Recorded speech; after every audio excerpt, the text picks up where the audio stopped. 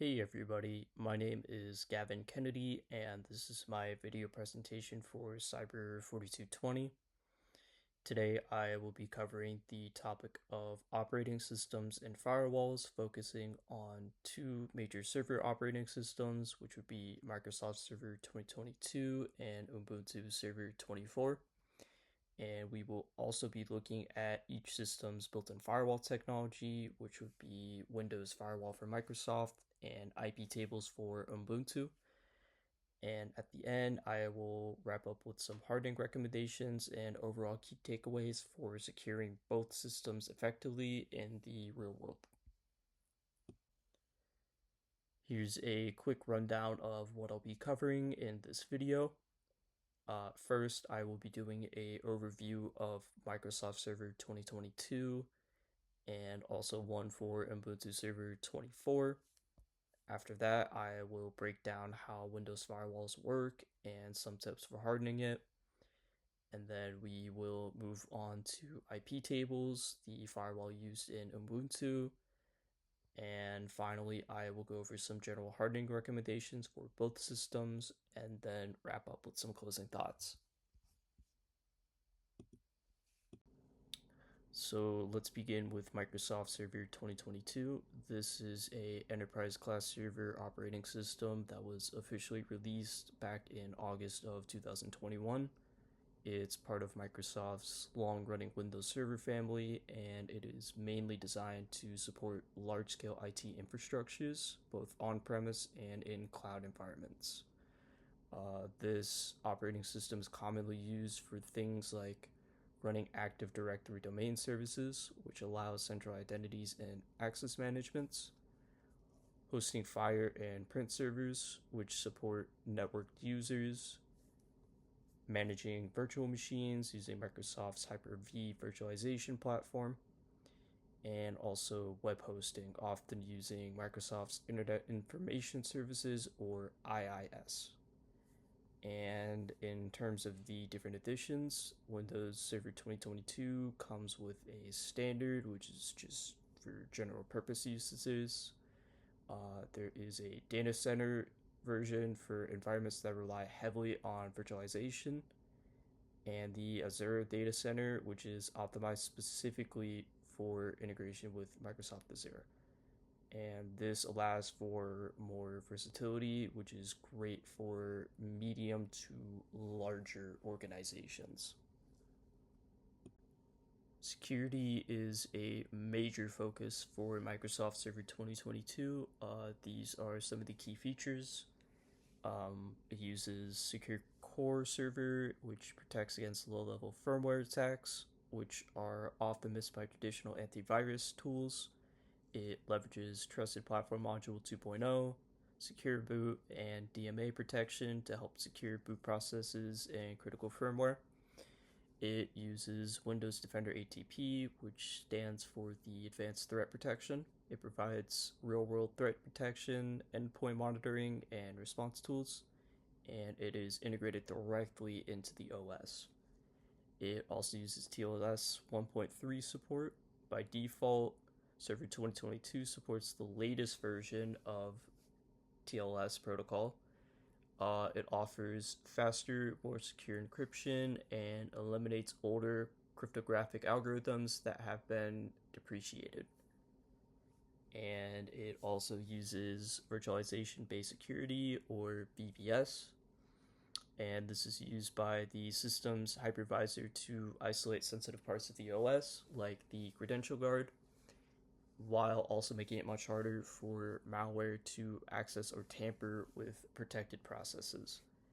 And all of these tools are to help improve resilience and proactive defense, not just detecting the threats, but also preventing them from executing in the first place. And even though Server 2022 is pretty secure out of the box, it still needs some hardening. So here are some 5 practical steps you can take to improve its security. Firstly would be to rename or disable the built-in administrator account, and this is because it can be a pretty common target for any brute force attacks. so giving it a unique name or just entirely disabling it would force attackers to guess both the username and password. Second, you can remove unnecessary rules and services. Every installed service could be a potential attack, so by removing unused features, you would reduce the risk of any unpatched vulnerabilities. Thirdly, you use group policy in RBAC, which just stands for role based access control, and this would be to enforce the least privilege. Users and even the admin should only have access to what they need, nothing else.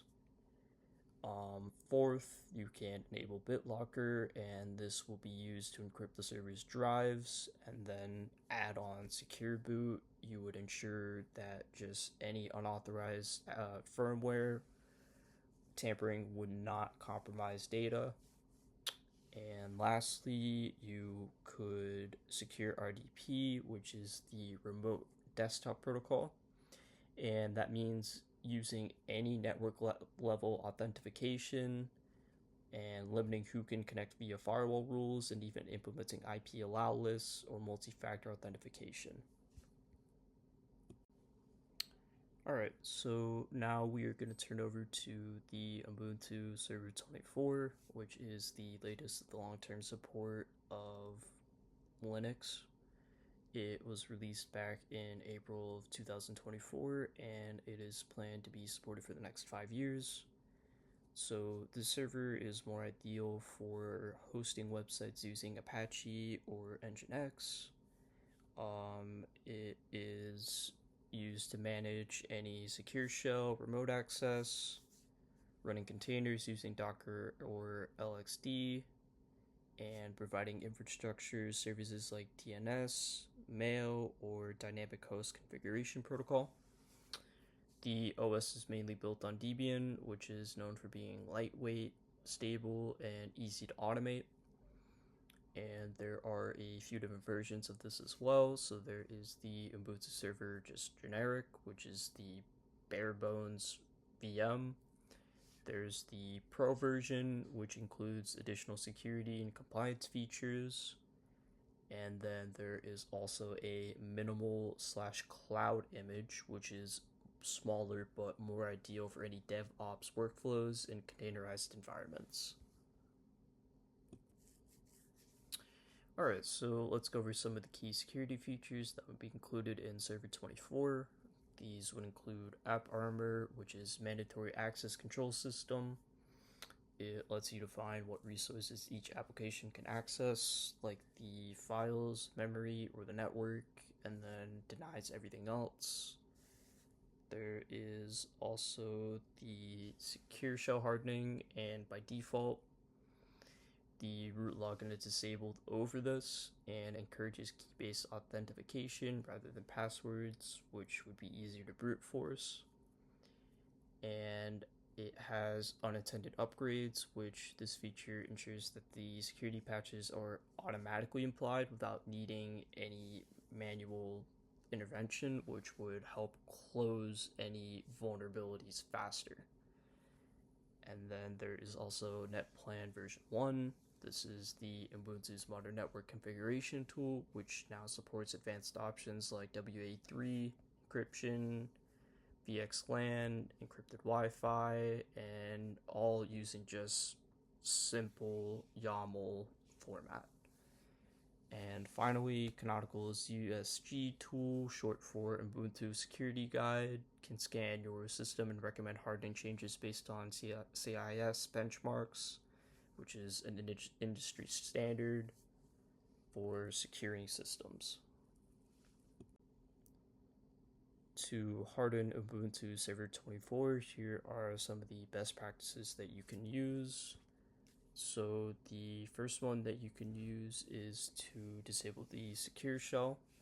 Even though your root may have a strong password, allowing the direct access could potentially be too risky.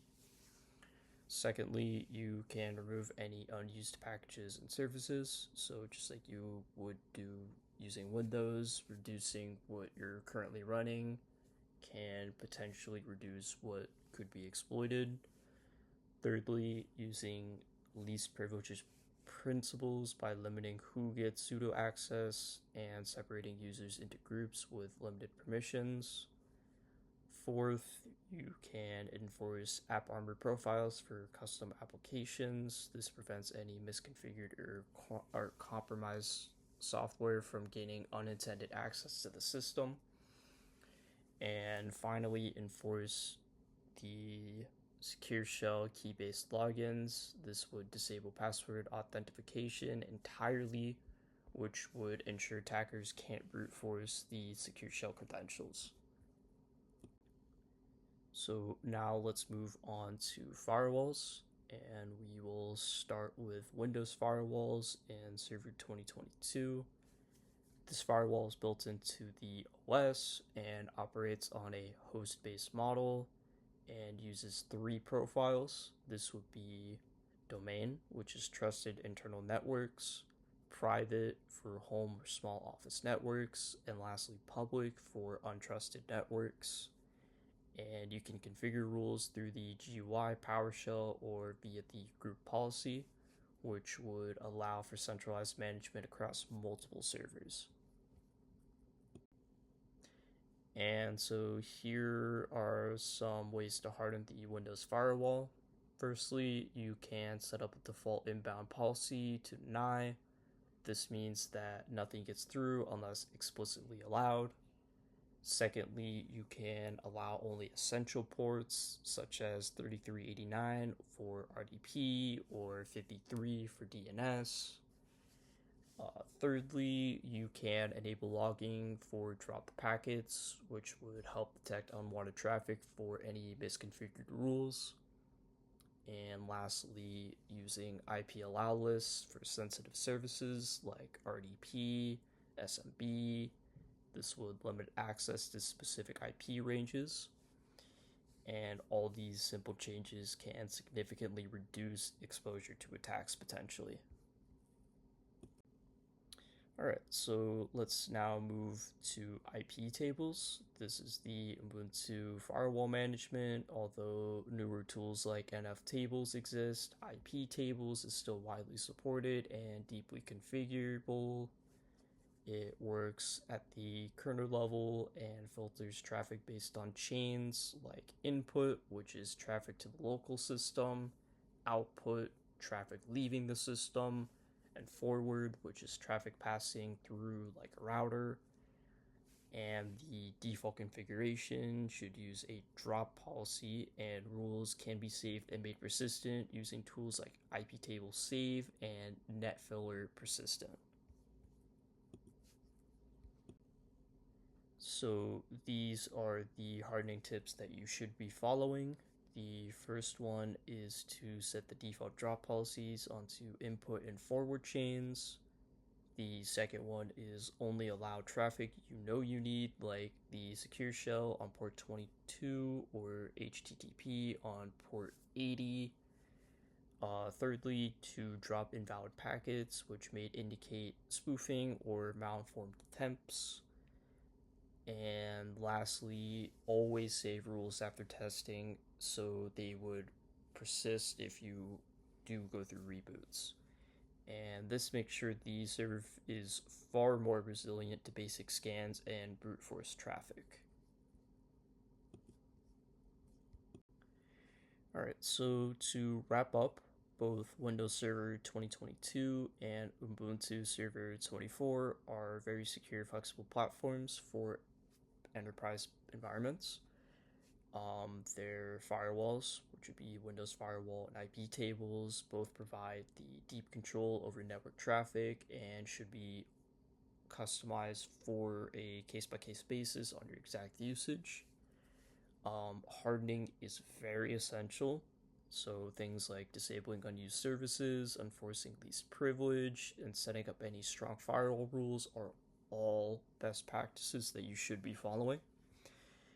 And whenever you work in Windows or Linux environments, regular updates and monitoring will always be important to keeping your system secure. Alright, thank you guys so much for listening. I hope you have a good rest of your day.